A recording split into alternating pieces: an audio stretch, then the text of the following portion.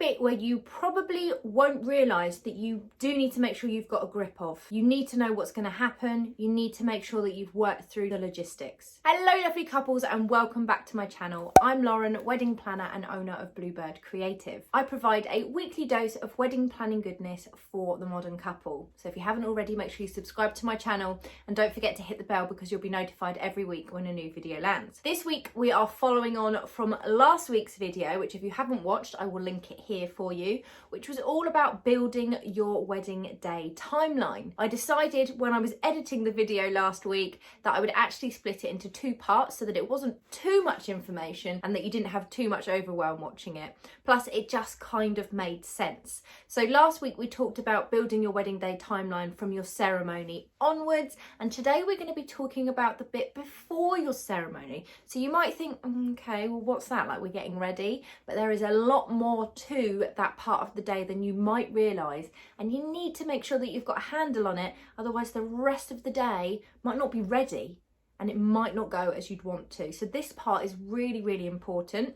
So we're going to hop into the next part of the video, which I'm going to look completely different because I'm wearing what I was wearing in last week's video. This me will see you at the end of the video. So enjoy, and I hope you find that you get some good takeaways from this and that you can complete your wedding day timeline and feel a little bit more confident, less overwhelmed and ready for your wedding. Let's go. So the second part of working out your schedule is to work back, and that is for the preparation part of the day. So we've got this 2 p.m. ceremony at our reception venue.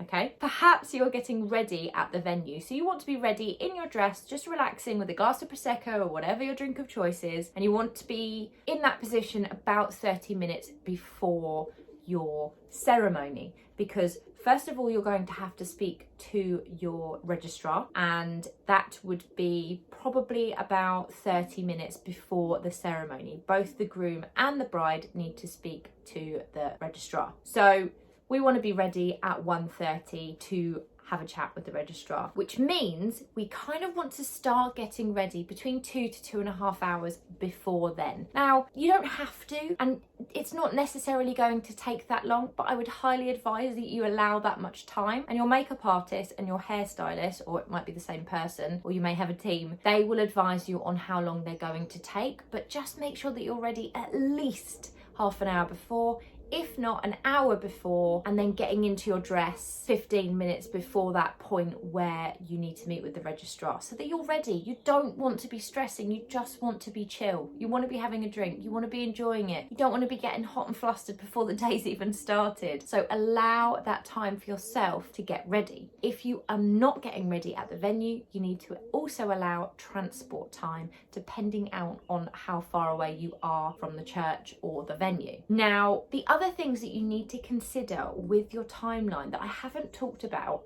before are what your suppliers are doing at your venue in the morning.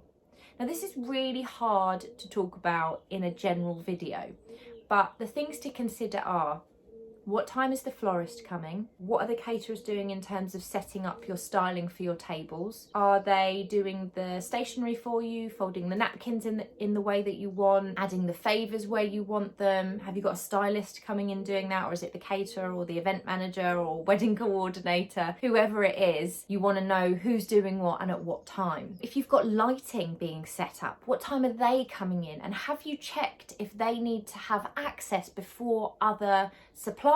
So if you are having perhaps a canopy of fairy lights, they're going to need to get in before anybody else. They're not going to be wanting to work around the florist. So you need to make sure that you've spoken to all your suppliers beforehand so that they can properly have set timings, and you can put that into your schedule and send that out to everybody. You also need to consider your videographer and your photographer and at what times they're going to start and where they're going to be. Now, I really hope that I'm not overwhelming anybody at all, because that's the last thing I want to do, but I just think it's really important to know what needs to go into that schedule so that you don't get there on the day and think, oh my God, what's happening and who's doing what, and oh my gosh. You've got it sorted. You've got it 100% sorted. If you're having a marquee wedding, wedding, it's particularly important to have organised all of these parts. And you'll actually want to have your schedule written up from, say, the Thursday if you're getting married on the Saturday, because the marquee will no doubt be going up on the Wednesday or the Thursday. And you'll want to note in when the toilets are being delivered,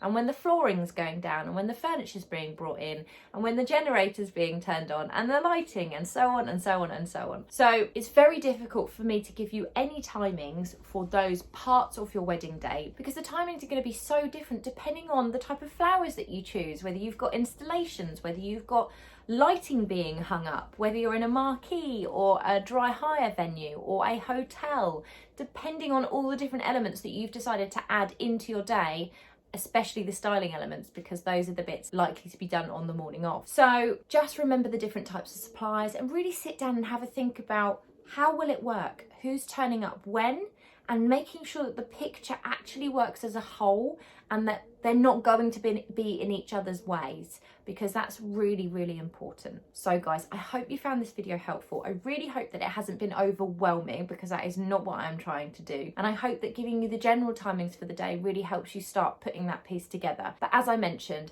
this is such a frequently asked question, and it is possibly one of the most common things that I work with my couples one-to-one on when doing my consultancy calls. So if you didn't know, I don't just do full planning for clients. In fact, I don't do that much at all anymore, because I'm all about helping couples plan their own weddings and giving you the knowledge and giving you the confidence to plan your own wedding. So my consultancy hours are amazing, because it's literally just dipping in with me for an hour so that you can get past all those little bits that are niggling at you, or that you're stuck on, or that are causing you a little bit of stress and overwhelm, because we are not into stress and overwhelm. We want to get rid of that at Bluebird. So if that's something that you need to do and it's really stressing you out, please don't let it stress you out. Just give me an email and let's work through your timeline. So guys, I hope you found this week's video helpful. If you have any questions, then make sure you throw them into the comments box below. And if you're still daunted by your wedding day timeline, then don't forget, you can hit me an email. My email is in the description box below. Let's work together. Let's work you through it. Let's get rid of that overwhelm. I do not want you getting stressed over this sort of thing. I hope you've had a fantastic week, and I look forward to bringing you some more wedding planning goodness next week. Speak to you later, guys.